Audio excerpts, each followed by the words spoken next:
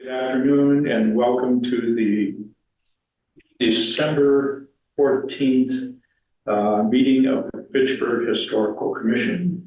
This is the year 2023. I'd like to call the meeting to order at this time. Please note that FATD is conducting an audio and video recording of this meeting for public broadcast. This time we'll go to our agenda. Does everybody have a copy of the agenda? Yeah. Agenda has been also posted on the Fitchburg City Agenda website. As we have no guests at the moment or public, we'll skip over a public comment period. Go to item number 2 and approve minutes for the October 23rd meeting.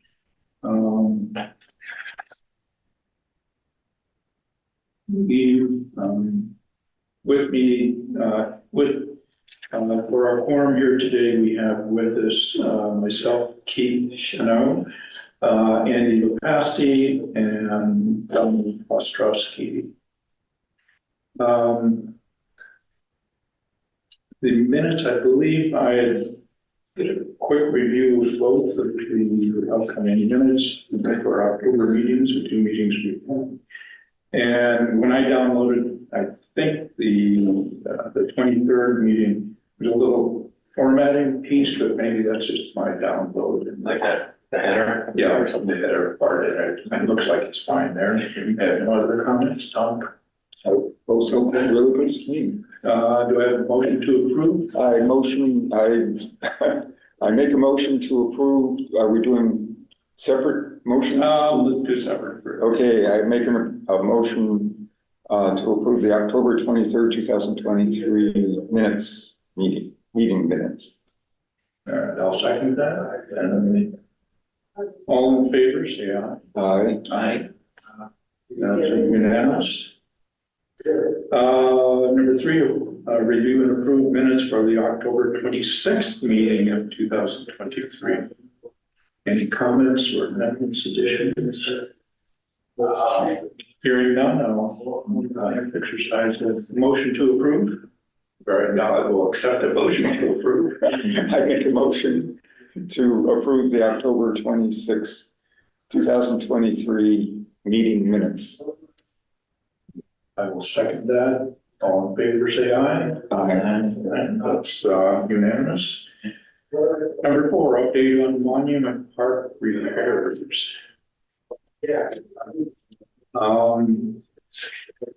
So a lot of our October meetings were about Monument Park. And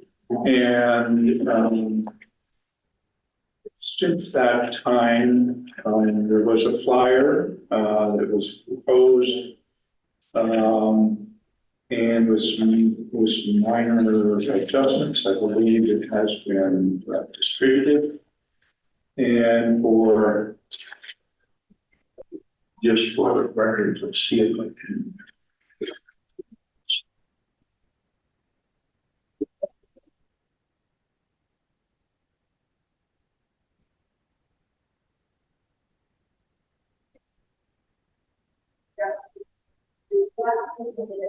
Was that sent out by James? But distribution? Yes, the second one, he did a couple of adjustments on the color.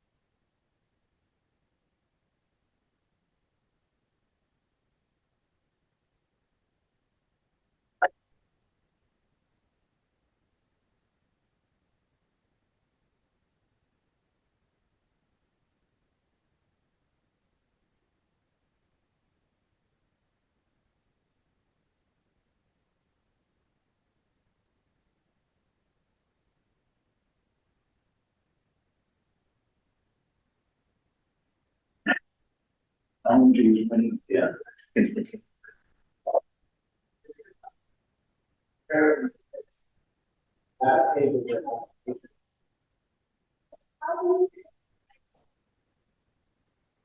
There you go.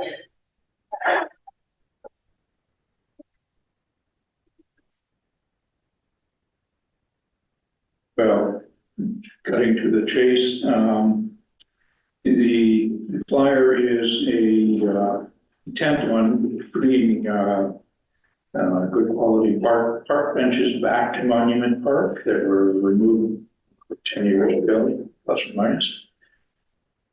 And working with the members of the Parks Commissioners and the head of the Parks Department, we've come up with a sponsorship program where individuals or companies or corporations can actually sponsor a half or a whole park bench for Monument Park. At this time, there's location for 8 park benches, 2 in each of the corners of the paths that go around the monument.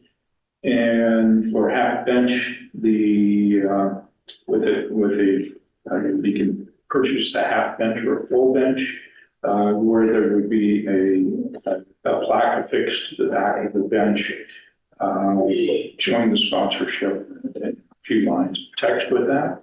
The half bench is sponsorship is $2,000, and the full bench is $3,500. So there'll be 2 engraved plaques, one on the left side, one on the right side. So either getting a double plaque or a single plaque for half of a bench.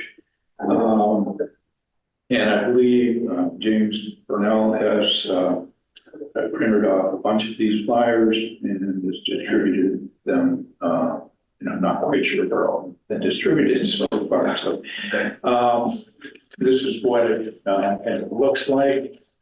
And there's our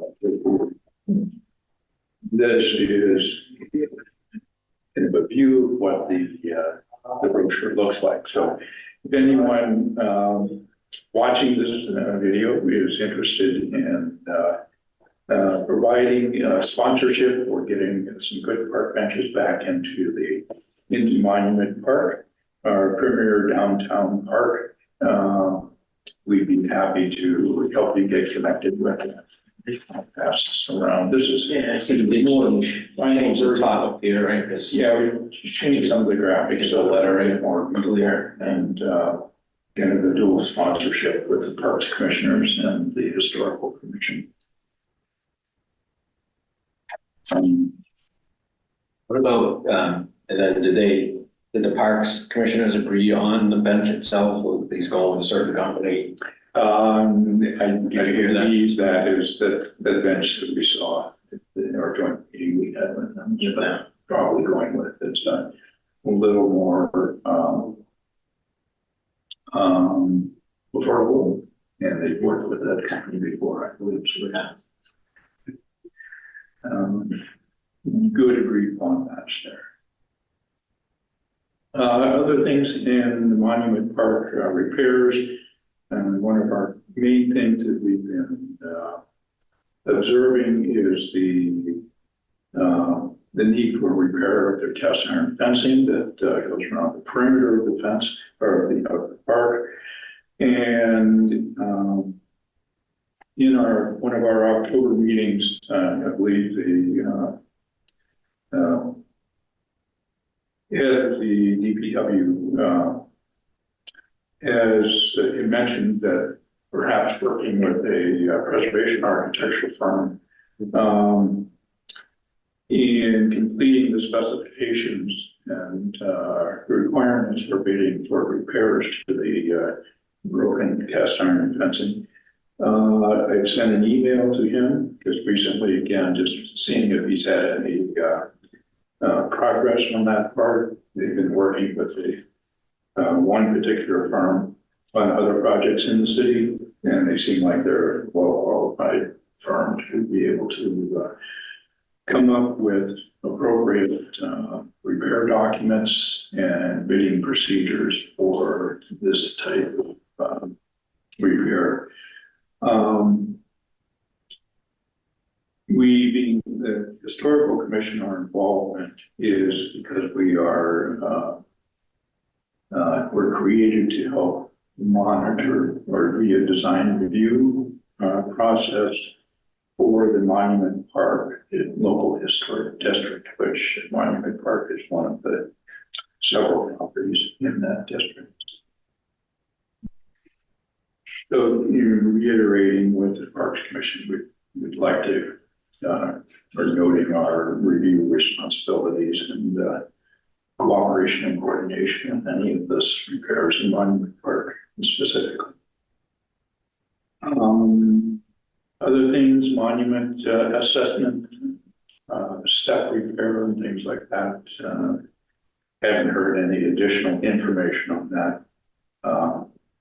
Where the Parks Department might be proposing any changes to that. So any thoughts or comments? Well, I saw the, when maintenance crew was mowing the lawn at Monument Park, they had one of those ramps to go up over the steps, which seemed as though they protected the steps. So I hope that is the case, that ramp does protect the steps, and which makes me wonder, did a truck just drive up over the steps without a ramp before? Was that what created the? It's possible. It looks like from the earlier photographs we've seen of the park, that southern entrance to the park,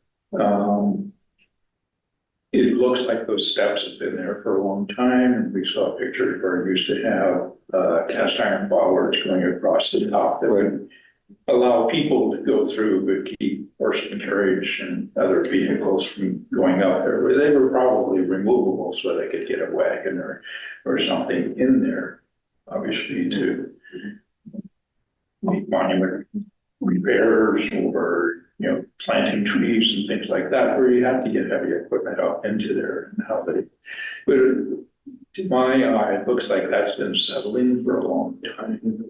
So it may have been, in my memory, I'm not sure if it was, you know, recently sagging and depressed in one or two of the granite treads there has been broken.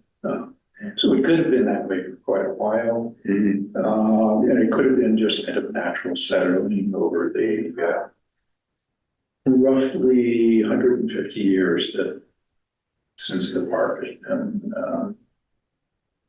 there. So exactly when the fencing and those steps went in, not quite sure. But it did cast iron fencing, and that particular granite stuff certainly been in there for quite a while. So, you know,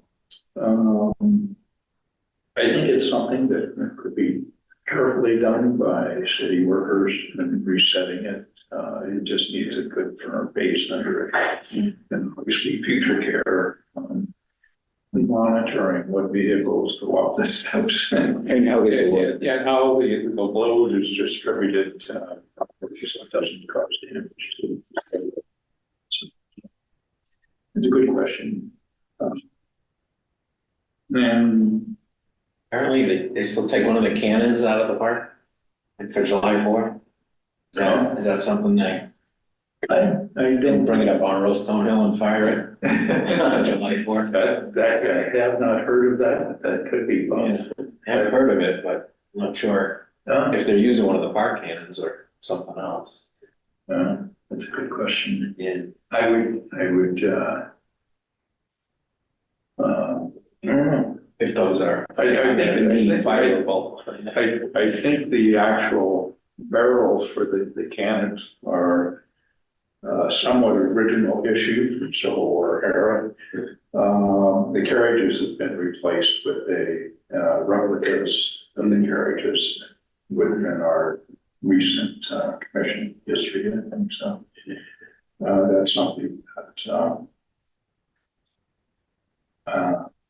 Stephen had worked on, I believe, and he was involved with the commission. Were there originally 4 cannon? And My understanding that were originally 4 cannons, kind of at the diagonal quadrant points at the corners, if you will. My last walk through the park, there are like concrete or stone tie down areas for the 2 southern ones, and I couldn't see any for the 2 northern ones used to be there. Those could have been it was a bit of a scandal, I guess. Yes. The former mayor had sold one of them. And, That's it. Yeah. So a sordid history of Monument Park. Yeah, I think, it's certainly one of the premier parks. Certainly many great parks within the city, but because they sit on location, it's memorial quality to the 142 Civil War dead, which is a large number of population at the time of people that gave their lives. Yeah, I think most people probably don't notice that one of the cannons pointed at the library. The other cannons pointing at the pizza place. Is your pizza ready or? Yes. Forget that old before. Do you recall at all them putting lamp posts in the park? It's kind of in the 4 corners of the center. Yeah, there are some, obviously new electrified lighting. Yeah, right. So it is lit up at night. Just driving by one night, I was looking at the park and saw those lamp posts lit up. Like, I didn't really notice that one.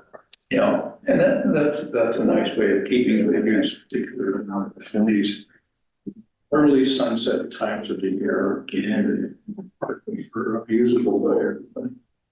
My last walk through last Wednesday, a week ago, the No Dogs Log sign is still there. Yes, still there. I was thinking of getting a wrench and but it might be rusted, so I probably wouldn't be able to do it. And I believe the Parks Commission in October voted to remove that. They'll get a wrench eventually. At a concerned citizens request. So, Yeah, and I contacted Sam, the Friends of Fitchburg Dogs, and she said that as with Gateway Park, you need someone to maintain that dog food station, and volunteers are in short supply, as you can imagine. But it's doable. I mean,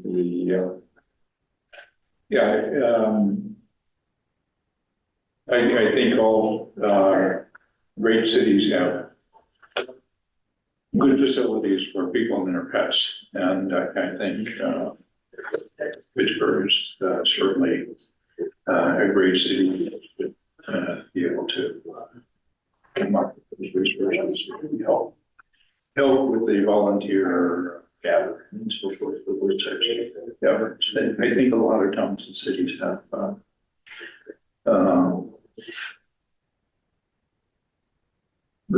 good pet facilities and dog parks. And how those are operated and funded is a certainly a challenge. And we see a cultural change over the last few decades in terms of dogs and people. And I'm sure that the signs that were there reflected the old way of thinking about dogs. Oh, they're, they leave things. And, but we're transitioning now to where pets are considered family members. Yeah, and I think it does tie into our or is parallel to our goal of our commission's duties of maintaining the cultural and historic value of our city, and a lot of that is the built environment, in particular here on Main Street, and no community development. And the city has, over the last few decades, worked very hard to get some new changes so that there could be more housing downtown, reuse of our older commercial structures that everywhere in this country have changed usages of how office space is used and commercial spaces is used, and just the change of commerce and living, quality of living and things that are changing in cities all over the world, particularly here in the US. And trying to get more people living downtown, and zoning has changed so that there's overlay districts, so all of the upper stories of most of Main Street and our original commercial districts in the city now have overlay of allowing and encouraging housing to happen. So with housing, we have individuals and families that are living in a more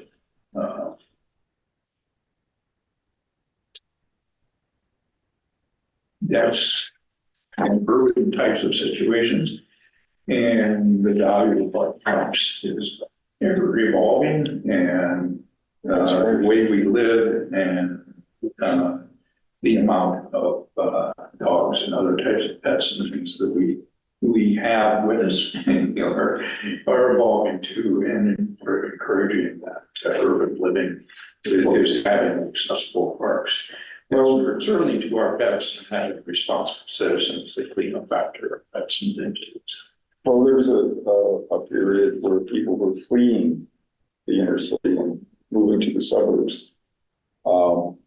And then more recently, a number of those people said, gee, I'm kind of isolated out here in the burbs. I'd like to move back into the city. And that has been quite a change in a number of cities. And I think Pittsburgh, not that the people who moved to the suburbs are moving back, but that there are a lot of people who would prefer to live, for one reason or another, in an urban environment where they do have contact with other people. And now that Pittsburgh has Rising Brand Cafe, Pauper's Pantry, Dario's has moved to Main Street. So there are places to go to eat, get good food and good coffee. Yeah. So things are looking up in that. Yeah. Indeed, with the groundbreaking,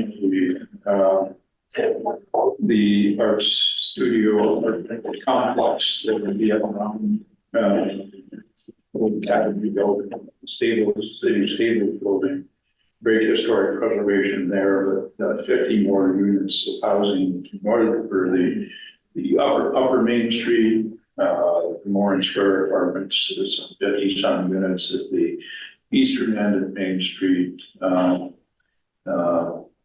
Certainly new views apartments and the old safety fund building, and many other housing units on North Street and so forth here. So there's probably, and this would be a good question, to get confirmed from community development, mayor's office, et cetera. There are several hundred new housing units coming online here in downtown in Pittsburgh. And the value of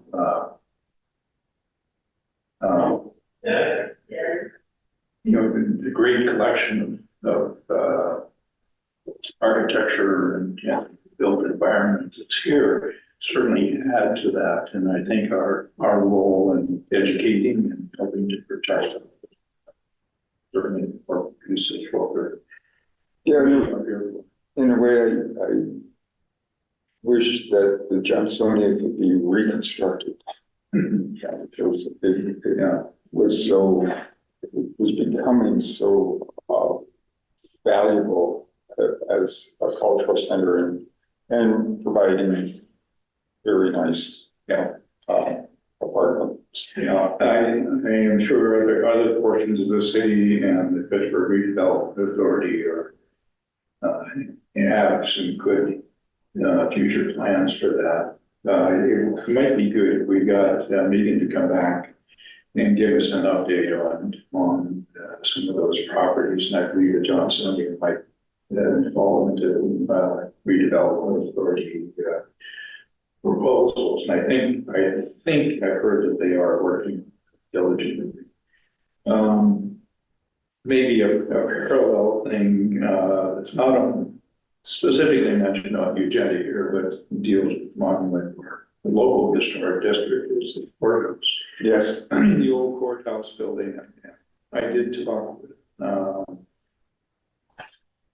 actually we were all involved in the email with the community development. Was on the status of the state turning over that excess real estate to the city for redevelopment. And because of its location in the Monument Park National Register Historic District, and it being state property, as this property is being transferred to the city of Pittsburgh, the state historical commission of the Mass Historical Commission is adding conditions of preservation for the exterior and the interior of the courthouse as a deeded preservation restriction to the property. So this to provide binding guidance to developers who wish to develop the property and be able to take over the property and development to follow, or you will be required to follow the guidelines for historic preservation. Yes, and I appreciate your follow-up email to Liz about that. I had used the term disposition in terms of, and the question was, well, can the historical commission, does the historical commission have to approve whoever is being sold to, and we don't have that authority. We don't have the authority to approve who the developer would be, but the developer will still have to come before the commission, even as they're under review of the Massachusetts Historical Commission and their covenant, deeded covenant of preservation. It still falls, it would in the building commissioner's review. It is still a Monument Park local historic district, and a building permit cannot be issued until it has a certificate of appropriateness or one of our appropriateness for the local historic district reviews. Yeah, well, there are two things. One is our authority just as a city historical commission, and the second is the overseeing Monument Park district, which I suppose overlaps, but do we have more of, we have no authority as a city historical commission. We can, the city can do pretty much what it wants with or without our approval, but do we as overseers, supervisors, I don't know, monitors of Monument Park, do we have any power or authority that we don't have as city historical commission? Our charter, the historical commission, we were formed under Massachusetts,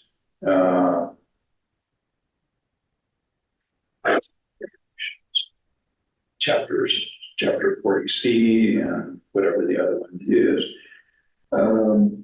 The one is, we were formed in 1875, this commission, and we're just a continuation of that, to one oversee design of any of the buildings that are in the Monument Park Local Historic District, which includes the park. It includes going north, the old courthouse. It includes the armory, the new courthouse, which is the old post office building that's in the northwest corner of the park itself. It also includes the old Historical Society building on Grove Street. Coming southward, it includes the Armory building, which is the current senior citizen headquarters building, and it's that whole end of that block there. It includes the newer office building at the corner of Wallace Avenue and Main Street, which was the location of the Trinitarian Church. And later, the Mercantile building that was St. John Francis design, which was modified or completely torn down in the new office building. But that particular building is in Monument Park, a local historic district. Going to the south again, the library buildings, which we had a hearing on, are included in the local historic district, as well as the Faith Hall and Lucy's Barn, or the future theater building to the rear. And going to the east, it includes Christ Church, that whole block, Christ Church. And to the east of Christ Church, it includes the Main Street building that was the old YMCA building on the corner, let's say, Fox and Main Street. The one Where the Great Horned Owl is now. It's a Great Horned Owl under. Yes. Pigeon deterrent, that thing. Let me see if I can.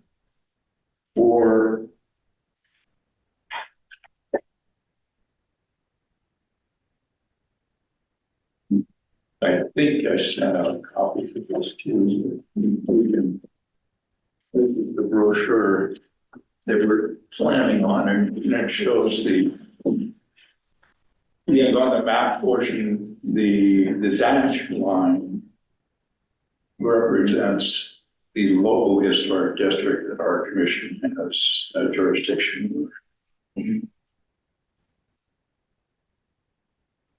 Yeah, this is great.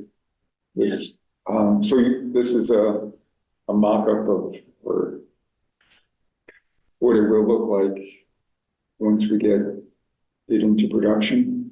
Yes, this is kind of the final draft. This is just on regular, paper, and the color, I think, is on just a tad. I think it's maybe a little bit dark, maybe some of the background beige colors, a little bit of dark tonight. This is kind of the last thing. I did a help with a correction on the boundaries for these historic areas in here. So the dashed line is the local historic district that our commission has designed review. So the courthouse falls within that area. So any external, ours is limited to external changes by the ordinance that has created our commission and the state guidelines for that commission. Whereas the MHC deeded property restrictions that are placed on the property transfer from state ownership to city ownership to the developer has a deeded preservation restriction for both external and internal changes to redesign of the building. So ours is limited to external, and the state review that the developer will go through will have both internal and external. And one of our members, Charles, he, professional photographer, maybe 10 or so years ago, did an extensive photography of the inside and outside of the building, which hasn't been really touched since then, except for some weather conditions and maybe a little bit of leaking inside, but not that much. I think pretty well mothballed. Conditions of the upper level court area, and some of the important features that I had a chance to look at those photographs, and I never got inside the building, but the two turrets on or towers on the southern end of the building that faces Elm Street, the left side and the right side of the entry, on that upper floor level are 12-sided rooms in those turrets in the upper level. And one of those 12-sided rooms is the jury room. And in that jury, right in the middle of it, is a 12-sided table. 12 jurors, all of equal importance, and it's just kind of a beautiful interior feature of this building, the way the architecture was formed to represent the trial and judicial proceedings that happen, and so all jury members have an equal say. So They all have their own piece of pie, if you will, in that there's jury. one call that a duodecahedron. It probably is. Thank you. The 12-sided polygon. Yes. Both the architecture of the inside and because it's swallowed into the main architecture, we only see 6 of those sides, I believe, or 7 of those sides represented on each of the corners. I think the other corners, the judge's chamber or other piece like that, unless they're too jury rooms. I'm not sure, but Charles has some great photography of that also. The judge's bench and the jury platforms and stuff are there also. There's other interesting features. We can skip over this. Yeah. But I did have another question, and that is, if there is appealing to 2 commissions, the Mass Historical Commission and our commission, is there a potential for different judgments. They're two different entities. Does one defer automatically to the other? I would venture to say that the state would have, certainly with the interior building, the state will have the last say on that because we don't have a say in that.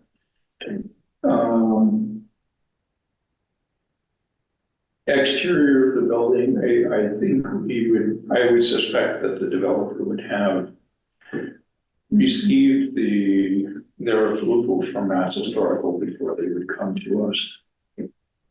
And,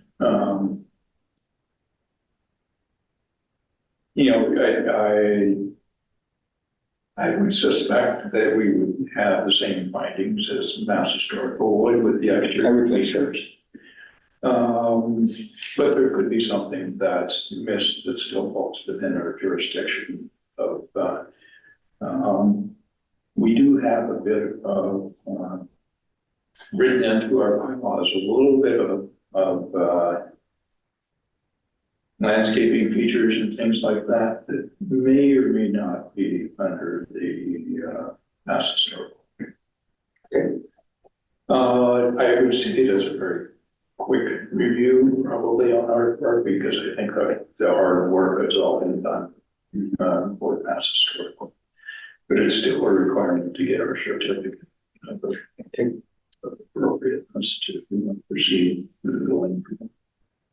Very good. Do you know what- There's nothing said in the state thing that says they override our local, and to my knowledge, unless there's future findings of that, that I'm not aware of. Do you know what architect in that building? Was it different from H.M. Francis? It is different. It is, I think it's noted in that list the architect of the courthouse.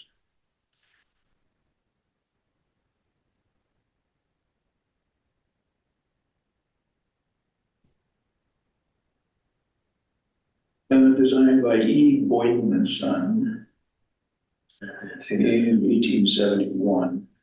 So the courthouse was going up within, just before and within a couple years of the dedication of the Civil War Monument Park. Both of those were kind of going up in it. Yeah, all Probably the same time. within like a 5-year period. Yeah. And again, all within 6 or 7 years after the end of the Civil War.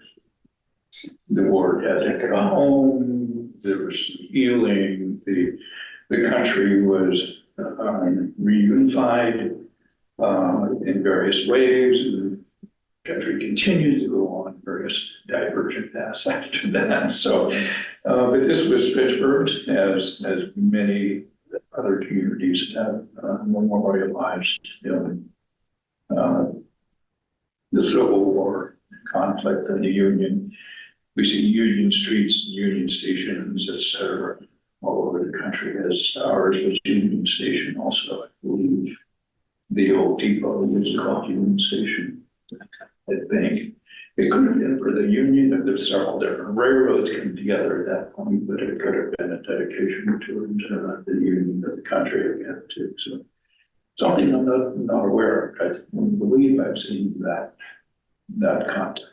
In Union Station, as in Worcester Union Station, you see on 290 going by, reconstructing 2 towers. And that was a little bit later, a little bit different architectural style than our depot that we had.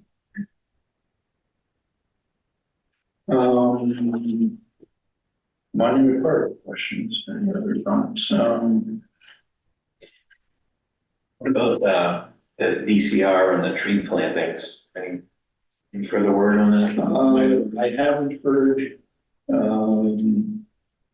anything further on that. What's kind of Maybe late now to plant trees? probably Yeah. so. maybe it's something in the coming months. Maybe as we're approaching spring, we would maybe have James come back and give us an update on those particular pieces. And maybe Nick Erickson for something from the possibility of creating construction documents and what those costs would be to create bid documents for finding qualified restoration people for cast iron fence monument, and kind of what our review process would be during that process. You know, there were a couple other minor things, the minor, possibly major, but the kind of condition of the central sculpture, the monument, and there is some notice that the granite base, some of the outlying steps are starting to shift about, and the actual condition of the metal of the probably cast bronze, 3 statues and memorial plaques that go with each of those pieces to making sure that they are in good condition also. So there's things that we can continue to watch on that. And again, it's not our responsibility to repair them, but it's our responsibility to design review, and we're kind of doing some proactive, or have been doing some proactive And remind. pieces of ways, and all of these things are, you know, in somewhat major projects as far as funding issues with the city are concerned, and understanding how the funding is done. Can there be matching grants and things like that that can help the city with funding of these things? And I think that's part of our duties also. How we can help in this process going through, and you know, our besides Monument Park Review, our second piece is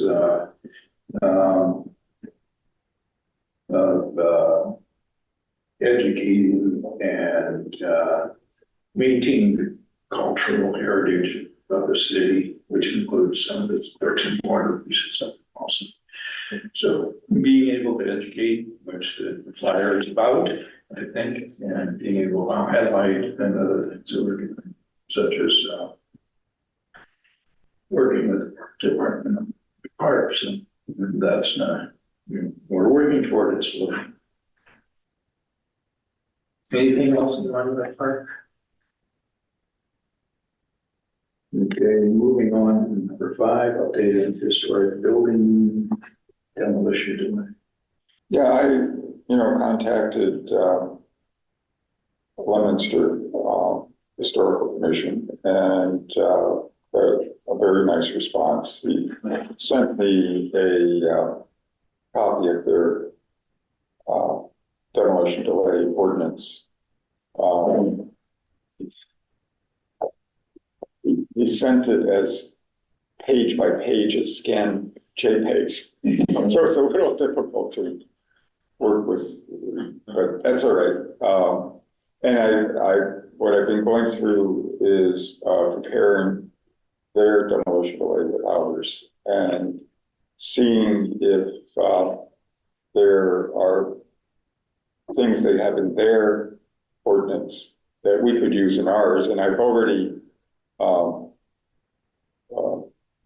included some wording from their ordinance, because it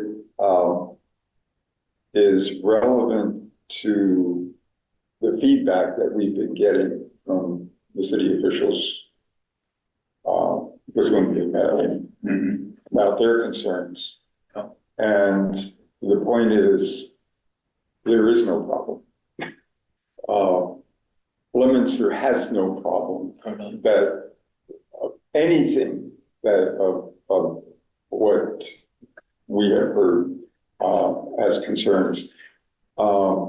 And, you know, they even said that, yeah, the building superintendent, they get a request for window replacement, for example. And if the superintendent is concerned that this may be historically significant, checks with the historical commission from Leominster, and they don't have to do a formal process of having meetings, public meetings. A determination is made in consultation with the historical commission, and they proceed from there. If, however,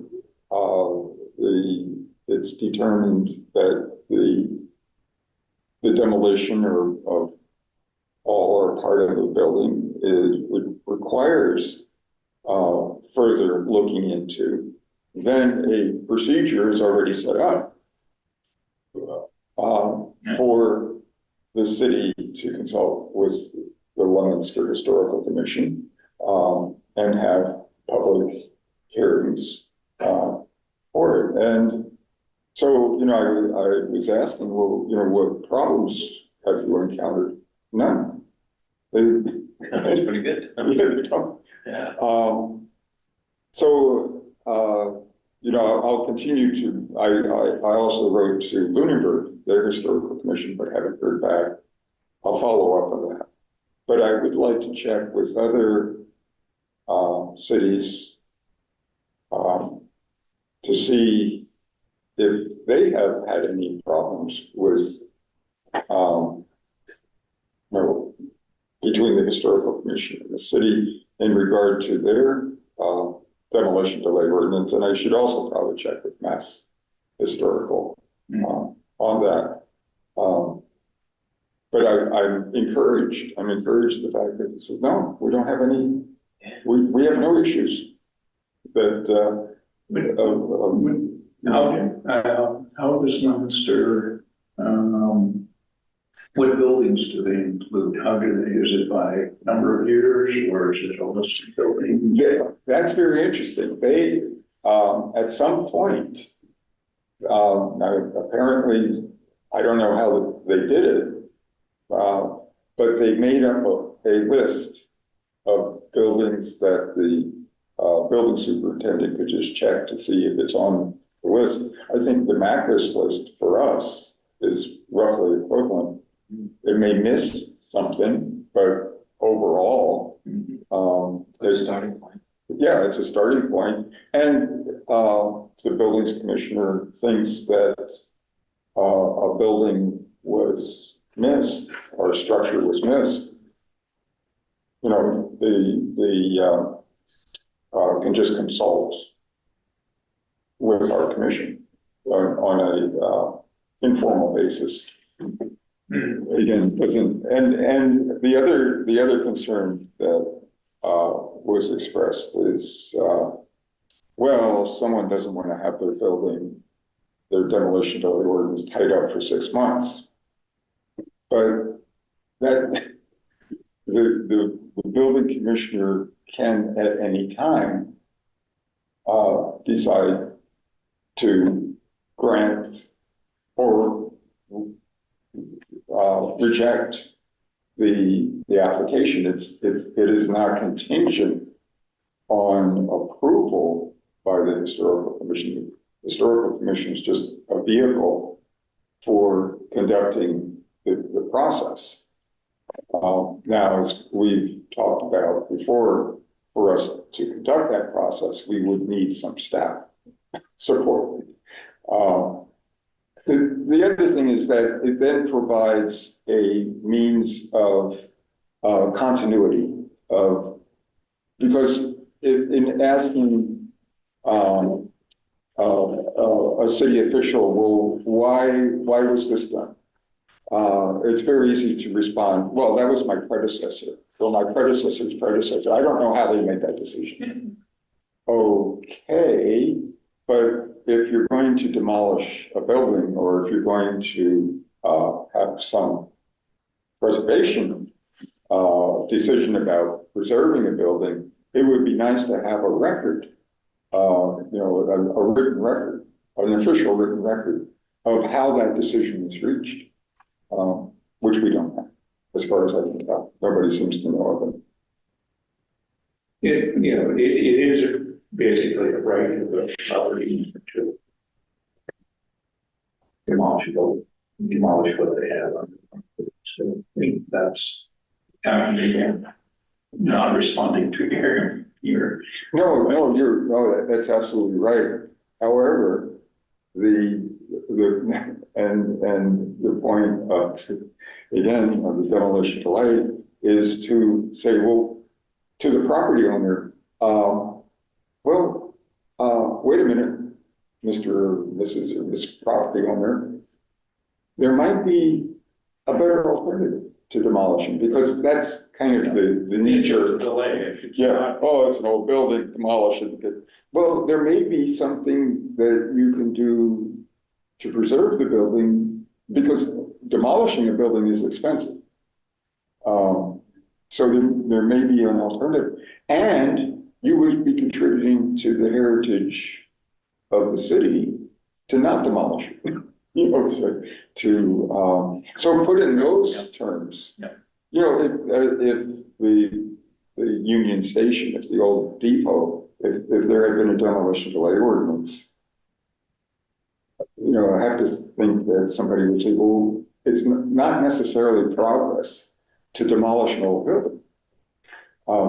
You have to look to the future when that building might have historic value, if only for tourists, have people come to Fitchburg, have tours of, the Industrial Revolution in Fitchburg, because Fitchburg was a very important part of the Industrial Revolution in Massachusetts. And then they could, stop at Rising Pine Cafe or Pauper's Pantry and get a bite to eat.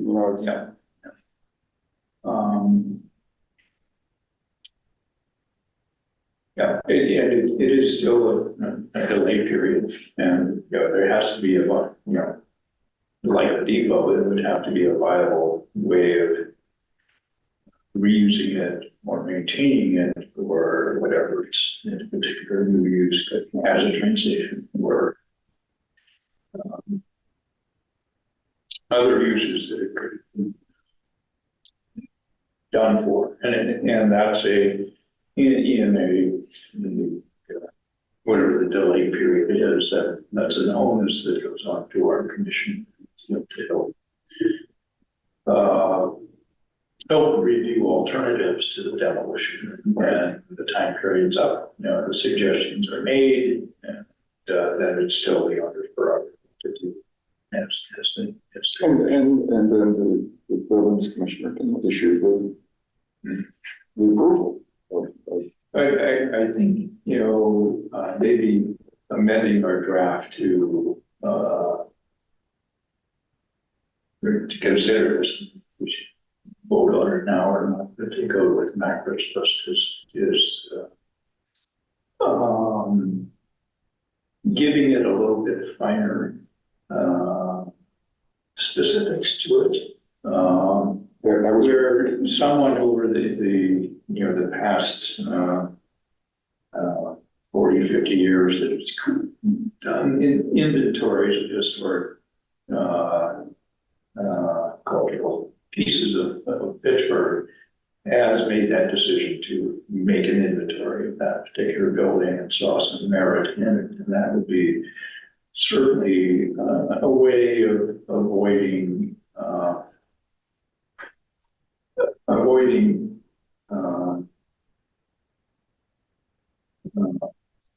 extra work on buildings that are maybe not historically significant. Not saying that that we've surveyed all of the important architecture of the city. We certainly have not put the onus on us to continue surveying and adding for the good of the city of continuing to update certain static. buildings and our cultural assets is a continuing process as the culture changes and things that were just in the newspaper of changing of the city or buildings being built or changes of uses 50 years or 100 years later, and as time marches on, certainly we have new things in inventory and new heritage to record and value, I suppose. But that would be,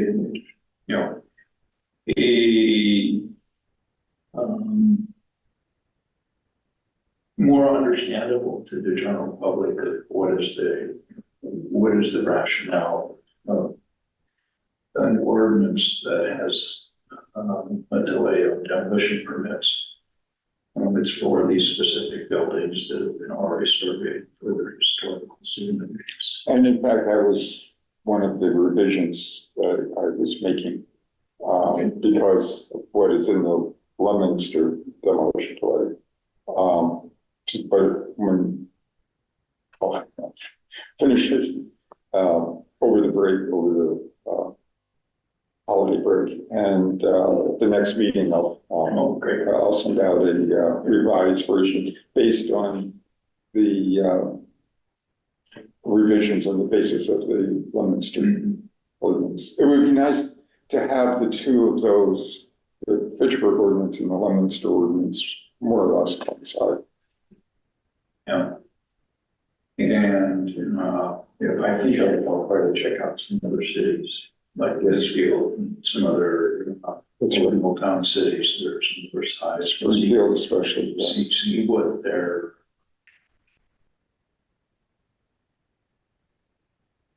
Who was it you contacted from Leominster to get Yeah. a copy of the delay doc?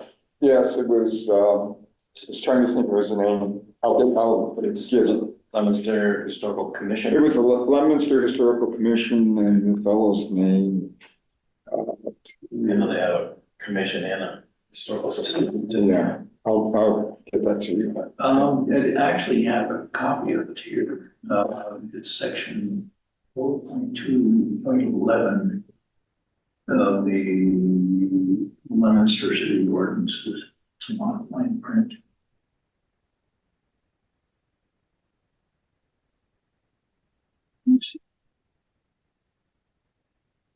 Proposal of the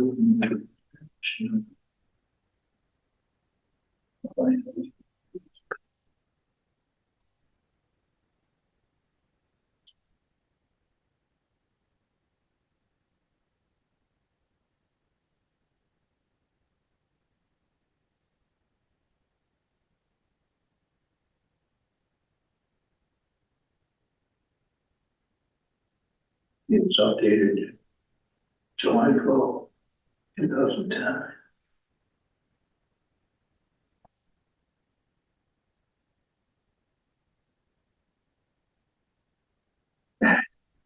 Formatting didn't come through, but then essentially the rest of it's there. Everything is wrong, justified.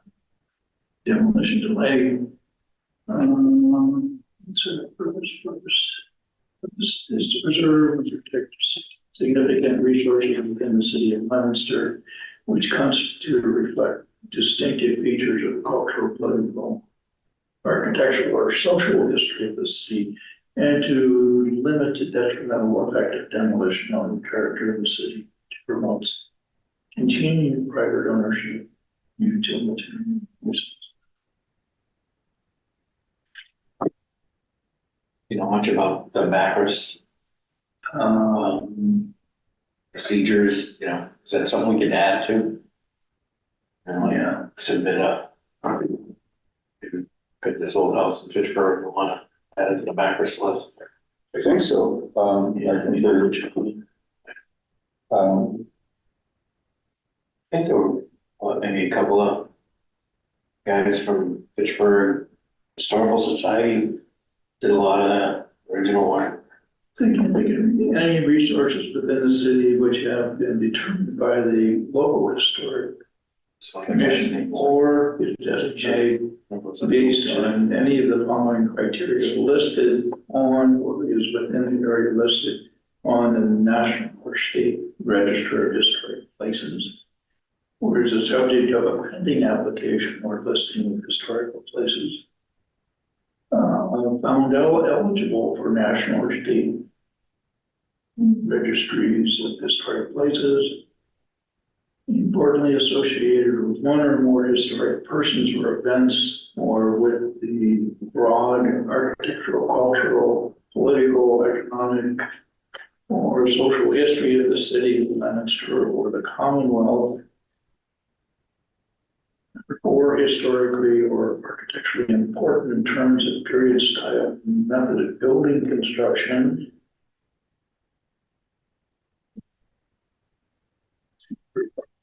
6-month delay period, 6-month period, dated from the stamped receipt by the Director of Inspections of the application for a demolition.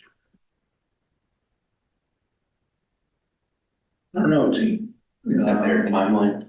It is, if it's on the National Register, it's, you would go before them, or the State Register, or the local historic district. And then there's some vague things saying architectural significance, that I wonder. Found eligible for, no. Importantly associated with one or more historic persons or events, or with the broad architectural, cultural, political, economic, or social history of the city of Leominster or the Commonwealth of Massachusetts. Yeah, there are things. Persons, architecture, culture, political, yeah, that's a problem. Well, you know, Subjective range.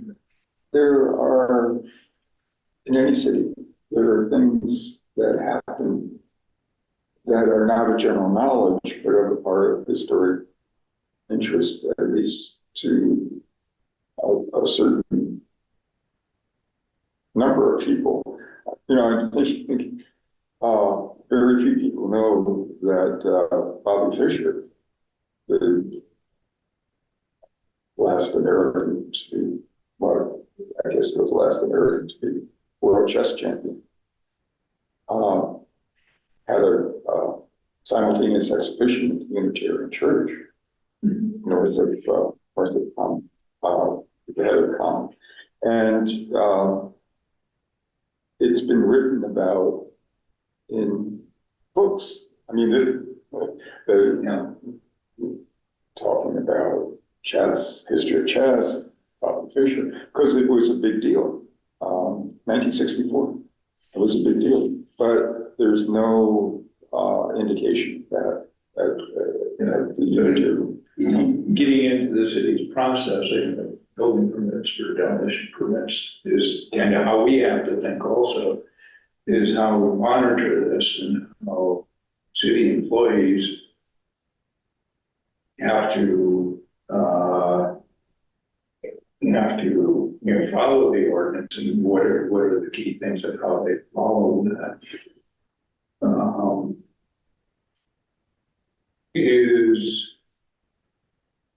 I don't know how many demolition permits. I think that Mark gave some idea that it wasn't a whole lot of. No, he wouldn't explain that many.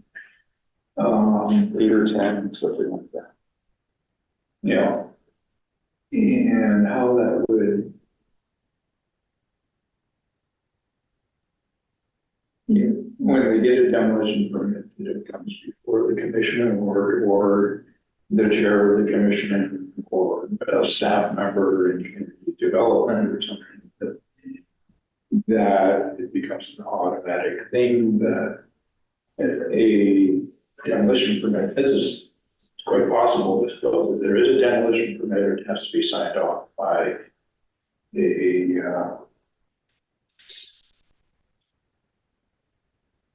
somebody that's familiar with the ordinance. And it needs to be in a timely manner. And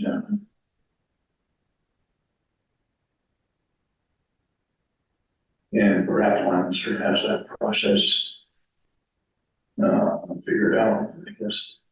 Yeah, I can explore more deeply exactly Yeah, how the process occurs. Steps for. and it's, if it's as Mark indicated, not a whole bunch of things that can fall into this category and something that I think needs to be, we need to have an understanding of as we go public with our, in presenting it to city council, the general public at hearings and so forth to explain. This is probably how many there are, this is the process, this is fair, equitable, picking, overly picking. Sure. Maybe adding, this seems, if this is actually what their ordinance says, it seems kind of general, a little bit. How does, the clerk and the building department know how to handle this demolition permit? Because there's a lot of building permits in come through, but like it's demo permit. What, just giving clear guidance of how they administer it, and I think having that worked out ahead of time,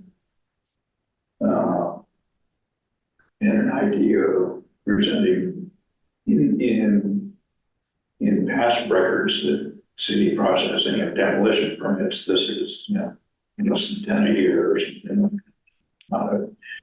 It's not a huge piece of bureaucracy that general citizens have to be concerned with. And there is concern. There's certainly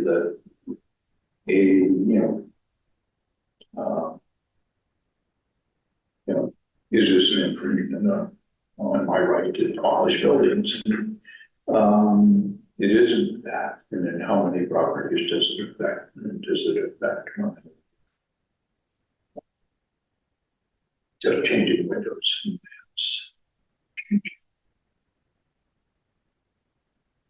The other feature of the house is total demolitions.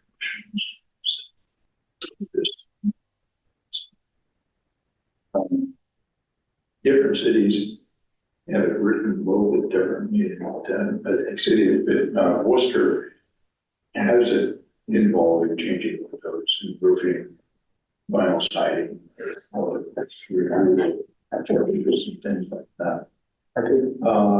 Which has its place also. Where do we want our bylaw and what are we able to administer with the resources to have, and what additional resources this would cost the city to be able to answer these questions as it comes up. Does it mean another staff person, or is it in 1/8 of the staff person that's already on city book payroll that will review this whole process? And certainly not being able to explain what the burden on the city's administration would be. And it seems like it's very little in what we're discovering from the numbers of permits that would fall into our definition of a total demolition.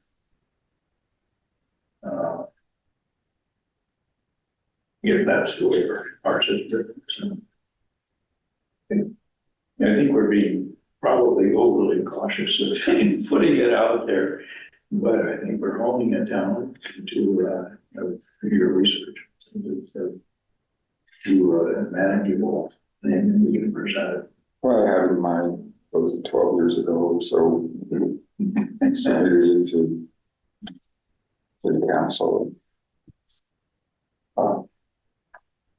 Well, one learns from one's mistakes. Yeah, we're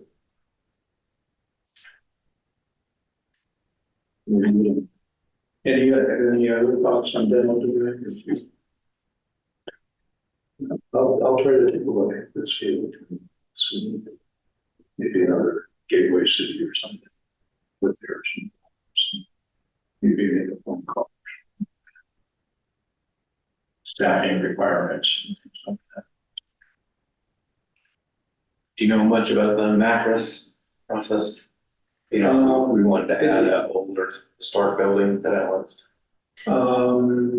Yeah, that's something we can talk about in new business. I think that there's something that we haven't, and that's how are historic surveys made? Yeah. And when's the last one that was made? And where would we focus those and and how would we make something like that happen within the city? Seems like the gentleman that did most of the Fitchburg work should get a grant. Job. Yes, and it's Building still, listed. it's still kind of ongoing with private individuals making some of this stuff happen, such as the arts community being able to create the Academy Street School, which is the Academy Street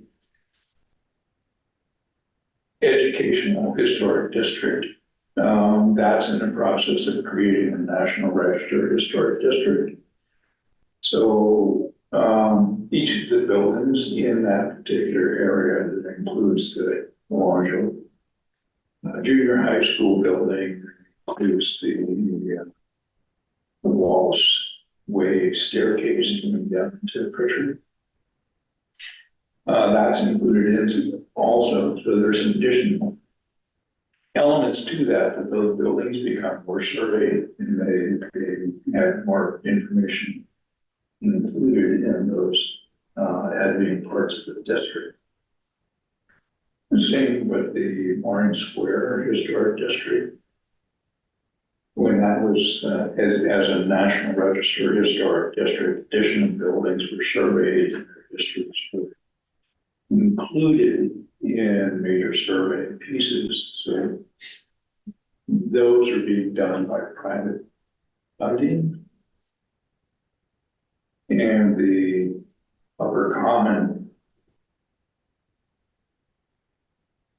National Register District is still in the process.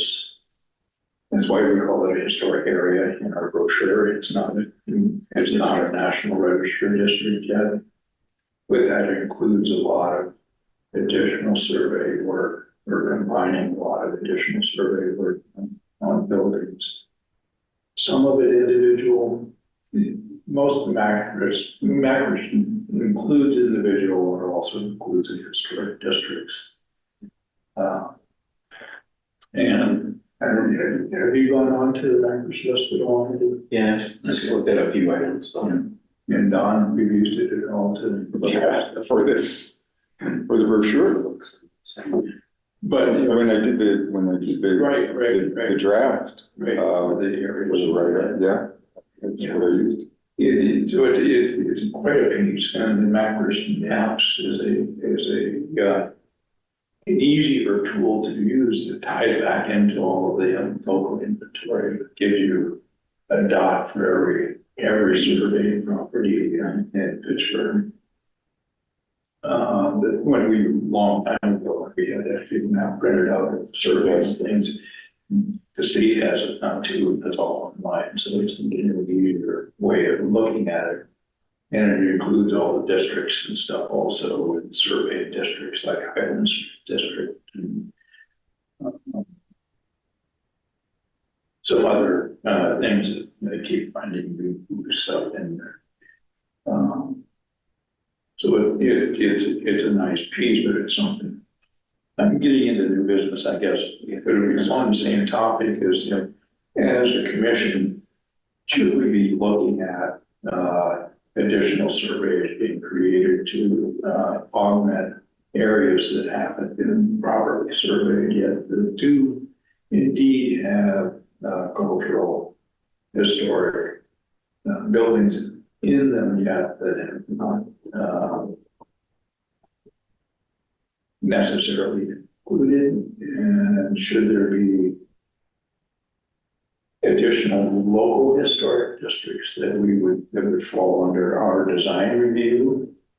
Like other cities, we just have Monument Park local historic district. There are certainly other areas of the city with a high concentration of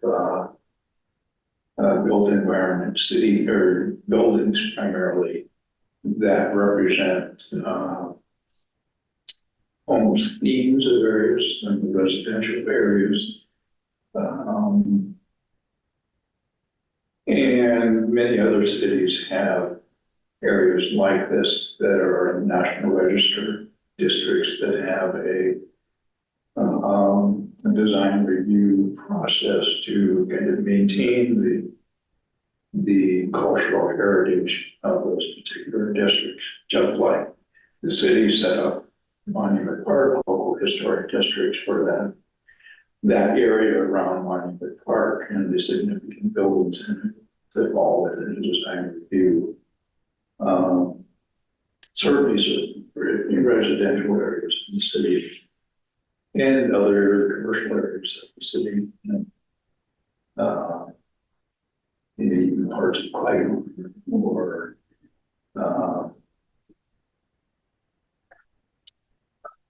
Highland Street area.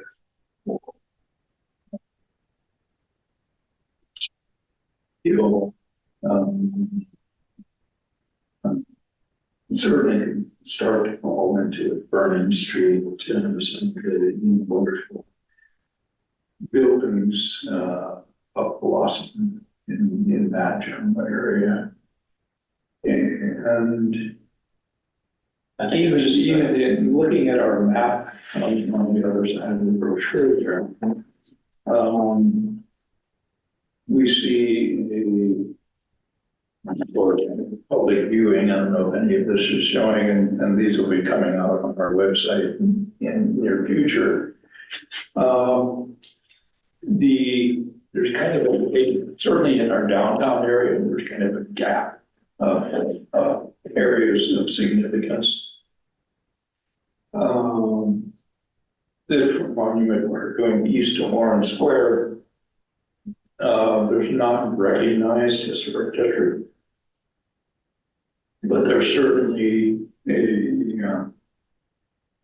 equal quality of buildings, as in the Upper Common area, if you will, is kind of going south of the library, east of the library, and down Main Street to Warren Square.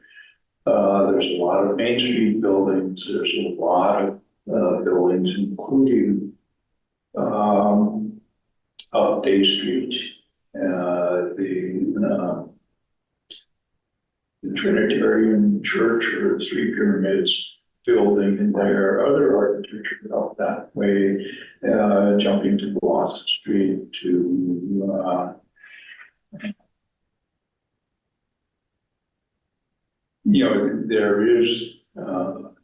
there is some pretty strong heritage that could come off of that Eastern Main Street area that could, and somewhat overlooked, but certainly some very prominent history and cultural pieces of our city. Includes the Abolition Park area too, which is an historic recognition of the area. It's important for it being there. In the hotel ring.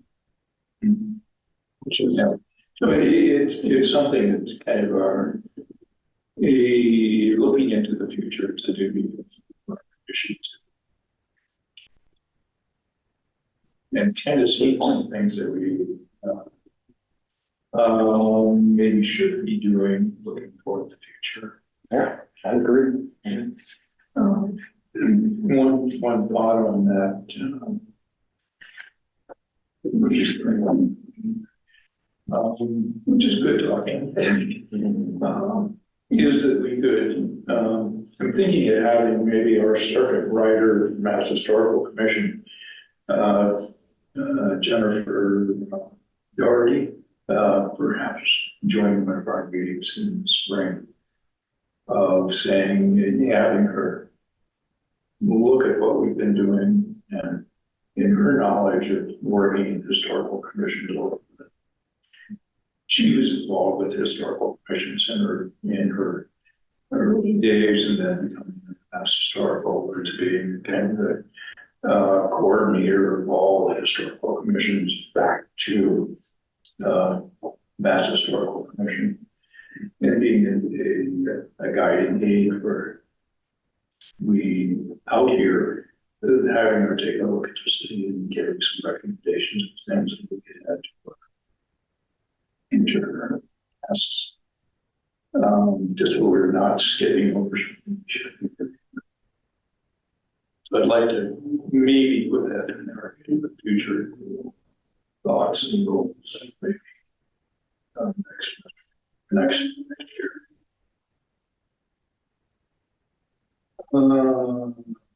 Don't delay. Should we move on to stone walls and structure? Yeah, nothing new on Stonewall. Okay. I still think that's an important piece. We'll keep it on the agenda. So you're on the agenda, And I'll work on that. ways of incorporating that, our outreach to this as residents of the city and awareness of this cultural piece that is certainly very evident. Coordination of signage at Twin Cities Rail Trail. We had that first kind of coordinating meeting that did not have good Zoom connection. I'll take the responsibility for that. But we still have 3 signs that we need to help revise, I think, and coordinate. And I kind of dropped the ball on some of that, working on some other stuff. But the proposed signs were good, but kind of duplicating some focus that was happening in other areas, and some things that were not as important as other things that maybe should be included in the signage and their actual location. Creation of the railroad bridge. You can, looking at this map again, we can see the rail trail just coming into the bottom of there. And those 3 signs that we have taken into the bottom section of it. And there's a bridge that goes over the railroad tracks. There's a bridge that goes over there's the starting point, which is the First Street and Railroad Street there, which is the corner of the patch. And I think that Susan Navarre had shared some images in that park that was developed there, basketball court, and some other park pieces right at that bottom corner of Railroad and First Street. That there is some signage already in there now. If you have a chance to stop by, there are large pieces of granite, kind of rest area stuff to the south of the basketball court. That's all part of that park area that has some, kind of slope glass covered or clear plastic covered signage that shows some historic images of the park area. Did you see those? Were they sent there? Bad. It's something that Susan of our Historical Society saw some pictures of. One is an old panorama of that area in the late 19th century that shows the railroad and river and the patch, and is a nice historic piece, and kind of has a quick mention of kind of the location of that particular park area there. Being right next to the end of the rail trail before it goes over the bridge. So it's something, there's information given there. There's information on the Eagle Scout signage stuff that's going to be happening a little bit farther up at the old Halloween warehouse store, wherever it was there. Where the rail trail comes in and starts to merge, it almost is where it merges with the other. Which is all about the railroad things also. So I will, let me send. You know how far the trail comes already? As far as what's on this map. right there at that park, so, right before it goes over the bridge, the rail trail. There's signage, et cetera, and it stops right there. Right near the railroad tracks? Yes, Exactly. it essentially stops at the corner of Birch and Railroad Street, which is Railroad Street or Avenue is the last parallel patch road next to the railroad tracks. So there is still a little segment to be built. So To it's get still that. towards Main Street area. Yes, so the bridge is the bridge over the railroad tracks, it includes this long ramp going up over it. And I have some. You interested in seeing that now or? Anyone? You got it as photos you can send us or anything? Yeah, it's kind of a little bit complicated, but it's, really good setup. Gathering to review that, or I can send some documents, let me send out some documents to everybody in the commission. Yeah, I guess I'd like to just take a trip down there to see. Yeah. What's on First Street? We're taking, Yeah, I can get these out to you this week or something, but once you take a look at these and you see the size of this bridge and ramps and stuff, you have to get over this, to get the bridge high enough to go over the tracks, which is made for double decker container platform. Oh, yeah. Really high railroad cars, So it's about the same height, where the signal, the railroad has the little signal lights that are out there. It's the same height as that, I'm sure, for clearance. But it's a long ramp again. You think a bike? Yeah. Looking over there? Well, it's Or, a walk it switchback, it's over. a switchback ramp that's going to start right there at the playground, but on the opposite side of the road, there's enough space before the railroad tracks that it goes up, and then it going back up again, so it's a big hairpin turn coming back up, and then it has enough elevation to go over the tracks. Then it's on the other side of the tracks, the Summer Street side of the tracks. Very parallel to the tracks. And it starts going down, then it goes bridge across the river, because it has to cross the river there. And then it keeps going downhill, heading toward the train station platform. That platform goes all the way almost to the river, the platform area, kind of a paved area where the trains aren't that long now, but it goes there, and there's some seating benches and stuff that far. And you can go on the patch side, look at that, go into the park, see the couple informative things that the Parks Department did with the grant from something that was said. And then go to the other side, park at the train station, even right out by the tracks. Right where that parking is, it's out parallel to the tracks there. That's where the ramp will be coming down, and in the furthest inland, there's double row parking, and there's the tracks for double row parking, and the ramp will be coming down, so it'll eliminate one row parking and that overflow parking, gate parking, whatever it is, uncovered parking, and surface parking. Then it comes down and dies right at the Eden Passway, which is a little loop road that goes back behind Pittsburgh County Circle. And there's a little abandoned park area at the corner of Eden Passway and Main Street. where the Fitchburg Common is, which is why that peeve saying that one should be the terminus.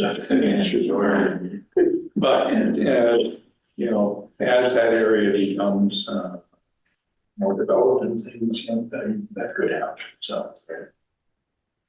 But considering the signage, and it would be, for us, I think it would be nice that the heritage of Fitchburg is properly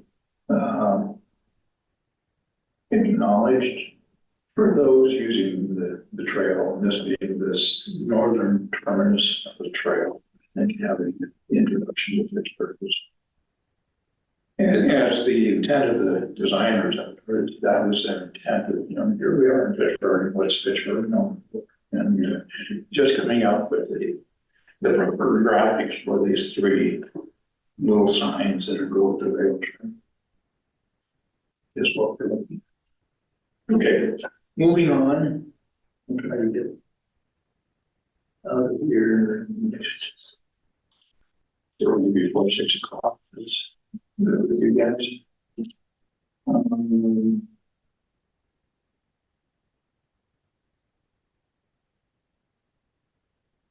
Update on historic districts information brochure and information guide. We've taken a look at that.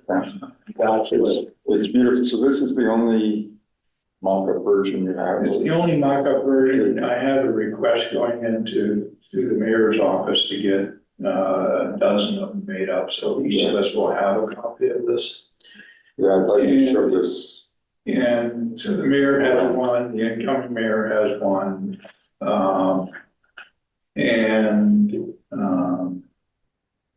Community development can take a shot at it, historical society can take a look at it. Beautiful. I mean, it's just. It's coming together nicely, and, you know, the people of Fitchburg State have been helping with the graphics.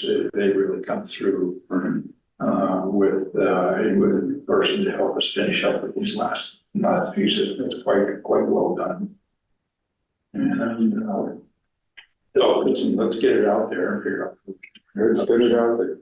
Yeah, we're sitting on it. So we've already taken a look at that. Number 9, historic marker update.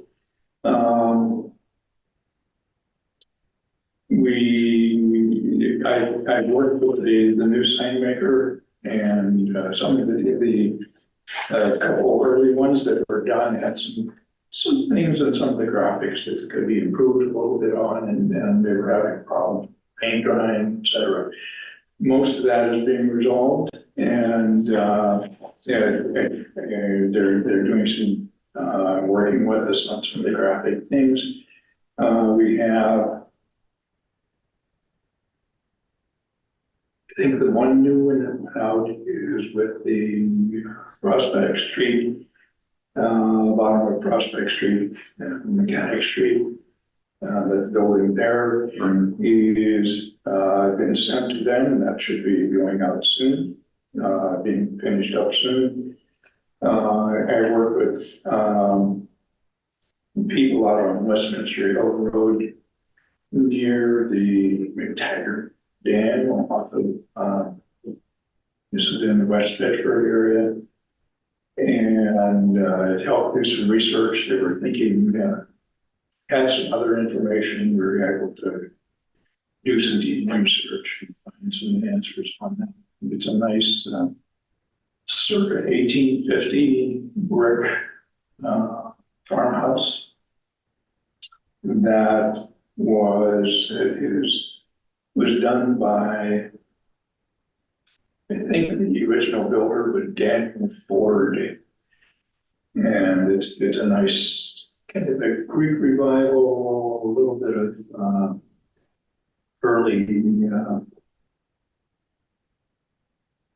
Victorian influence to an 1850 era farmhouse. But it's a story and a half typical of a lot of Fitchburg buildings, you know, single gable or you know, regular gable roof. This was turned parallel to the road instead of having the parapet toward the front, because it was rural, it was a farm, and still the barn buildings and stuff are still there, and additions to this house are all he had a tour of the house.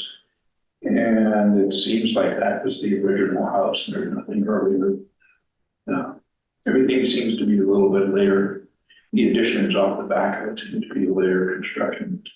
This again, nice area, beautiful house, so it's a nice marker going there. Is this on the, say, the McTaggart side of, Route 12, I guess that would be? If, Westminster yes, Road it's starts to go. and it's about a quarter mile up from the, where Sanborn Street comes in and ties into Westminster Hill Road. Yeah. Sanborn Street goes down toward the British American Club on River Street. So it's just up there, and it's looking at those map areas there of that area up in there, that was quite the mill complex up in there, and part of it, some of its later renditions was owned by Procter Mills and so forth also, but the Montague Pond with the big dam up there that the city is going to be taking, demolishing because of its safety, because there's a big head of water up in there. But there were a series of mills all the way down the hill to where, almost close to where the new Mill 3 is, but the British American Club, where that stream that goes under the bridge there and connects them to Nashville River. There were mills all along. There's a dam right there where this stream, I can't think of the name, comes down. And the mill buildings out through that big valley of stone cut valley and going up through there, it's hard to get to some of it. But there's a waterway that you can still see the remains of. From the dam was pressurized water that came down through a pipe that was made with wooden slats and metal bindings, rods that were bolted together, just like a big barrel, except it's, 1,000 feet long, or this thing that comes down from the second dam that goes right under Westminster. There used to be a big mill on the opposite side, maybe you remember being there. But it's quite a mill structure there. A lot of fall of the water, which was the power, and the head of water coming down there, being able to tame it. It was, there's still a series of mill buildings that are just used as warehouses and empty structures there that are halfway down the hill. So it's fun to take a look at some of that, a lot of great geology and it was the history of that area. That was quite the active mill area. So that's a marker going up there in Westminster Hill Road. It has links to that community or village. Documenting Main Street buildings. Ellen said she's working on that. She's having a hard time getting some of the mapping and stuff done in her. But we can hopefully help on some of that, particularly on Main Street buildings and kind of getting incentives on individual owners about some of the heritage of their local buildings. Commission membership vacancies, still working on that. Yeah, I was hoping a potential member would come today, but I guess you got it. Follow up with him and see if it's something he still might be interested in. And any other individuals out there that you think are So, remind me that we want someone with law background is one. This is for our role over Monument Park, and the other is real estate? real estate. Okay. And, you can reach out beyond that. That's kind of mandate that we should be looking to till we can't fill it. But, you can certainly open up to anybody at this point, I think, since we've tried to exhaust those contacts and,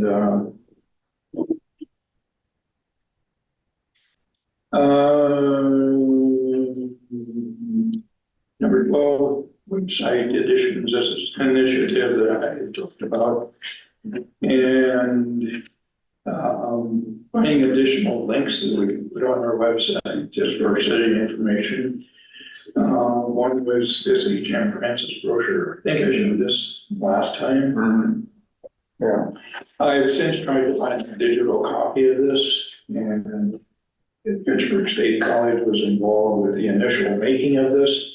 And I have talked to the print source people. They couldn't find it in their files. I've also checked with the Pittsburgh State Archives, which is in the library. And they thought that they had it, but I just heard back this week from Asher Jackson that they can't find it. He suggested that we just rescan it. yes, I mean, it's very, very informative. It is. Just and handy, I mean, this is. Yeah. The kind of, Instead of it, it's just out of print and having digital copy and maybe once we, if we can find some granting or whatever to get additional printing of this, Yes. would be great to have this along with our it brochure would be great. in City Hall lobby and the library as we're moving forward. So I'm still working on that. Preservation Projects Fund, just the notices come out just this past week that the grant program application deadline is March 15th. These are matching grants. So if we can think of any projects, and it could be survey work, it could be, I think we have to do a lot of quick planning to make some of this happen, but understanding that this one grant happens every spring at this time. And along with CBD, community development, block grant stuff that happens almost simultaneous with this. They're a little bit earlier than this.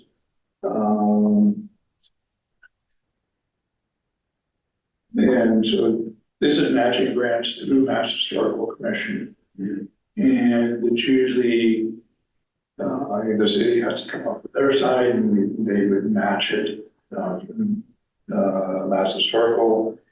Mass Historical has, I don't know, $1 million or so number of dollars that they'll be giving out this year to local communities, and we're sure eligible for that.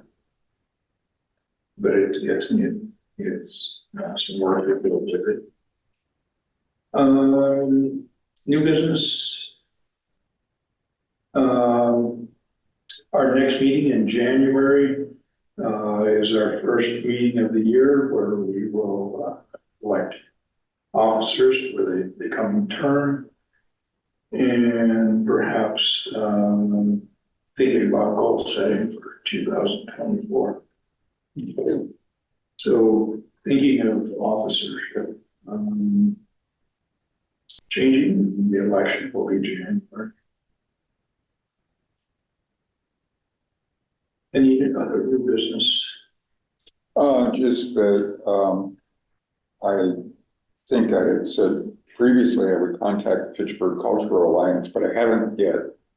They're the ones responsible for the kiosks down at Mill and Main Street, and apparently they had a walking tour of Main Street some months ago. At Pauper's Pantry, they had a brochure out of a pamphlet or something,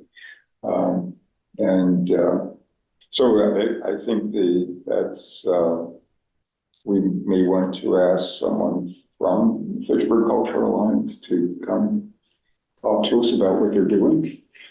And I We would offer a link in coordination of things like this. yeah, exactly. Yeah. Okay. I will put it at the top of my agenda, or near the top. The director's name is Jesse Olson, isn't it, maybe? Is that right? Who's the director there? Yeah. Yeah. Right across the street. When you just walk right in. I think they're open during the day. Yeah. And when you walk right in, she's usually sitting there. Oh, Okay, in every building, they're full bank.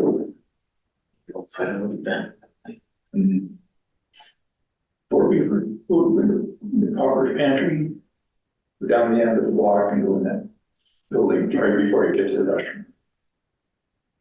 And we'll correct, it's kind of a modernistic renovation of that building with 20 brick panels on it. Okay, That's the Cultural Commission's new digs all right, right on Main Street, so they're, yeah.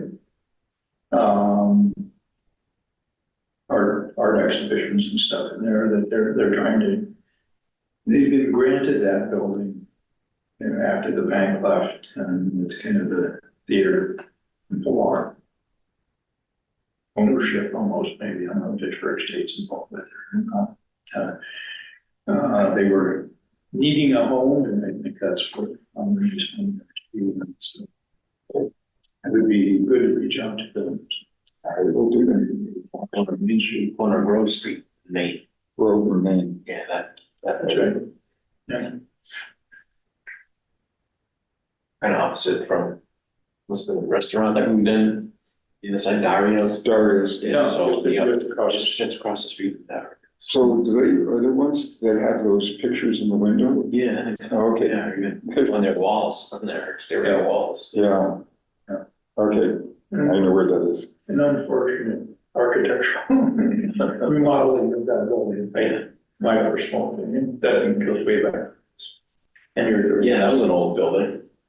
And Before Coyote Bank, that was one of It the was when original the banks. banks are all trying to look different and change their look to them. That was modern architecture at the time. Right. Any other new business? All right, as usual, we have to work out. I think I'll drop off that colored copy to Ellen and lay back, just so she can do a review as soon as I get printed copies. I think I sent out the digital. But once we have printed ones and having the printed ones, you can spend some time to review. This is black and white if anybody wants to find. I was trying to print out my own custom. But it almost works in two color, black and white and gray value. So if we had to dumb it down and say like 50 feet almost, or gray tone. No, wait, motion to adjourn. I motion that we adjourn. Second. We are adjourned. Thank you, everybody.